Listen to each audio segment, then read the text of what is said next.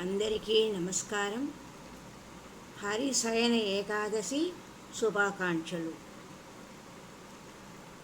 ఓం అస్మద్గురుభ్యో నమః. శ్రీ గురుభ్యో నమః. సర్వగురుభ్యో నమః. శ్రీ విష్ణు సహస్రనామంలోని 91వ శ్లోకం. ఓం भारभृत्कदितो योगी योगी सह सर्वकामदः आश्रमः श्रमणः क्षामः सुपर्णो वायुवाहनः.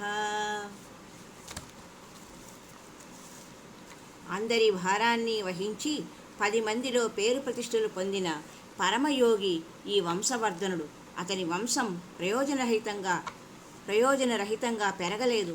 అతని యోగ సాధన అందరికీ కామితార్థమును ప్రసాదించింది, ఇక ముందు ప్రసాదిస్తుంది. తాపత్రయాలతో ఈషణత్రయాలతో నానా బాధలను అనుభవించే సంసారులకు విశ్రాంతినిచ్చే ఆశ్రమం లాంటివాడు. శాంతిధాముడు. విషయవాసనలను క్షీణింపజేసి విషకలుషితములైన జీవితములను అమృతమయం చేస్తాడు. వాయువేగంతో సంచరించే సుపర్ణుడు గరుడు. అతని రెక్కల్లోనే అమృతం ఉంది. అతడు సంచరించే వాయుమండలమంతా అమృతశిక్తమైపోతుంది. అలాంటి గరుత్మంతుడు పరమాత్మకు వాహనం. విశ్వవృక్షానికి వేదాలు పర్ణాల లాంటివి, అనగా ఆకుల లాంటివి. ఈ వృక్షం మీద 2 రకాల పిట్టలుంటాయి. ఒకటి కమ్మని పండ్లను తిని ఆనందిస్తుంది, మరో జాతి పక్షి చూచి ఆనందిస్తూ ఉంటుంది.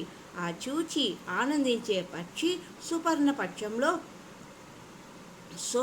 సుపర్ణ శబ్దంలో శూన్యమవుతుంది. అలాంటి సువర్ణ బిందుమైన యోగీశ్వరునికి వాహనం. ఎలాగైతేనే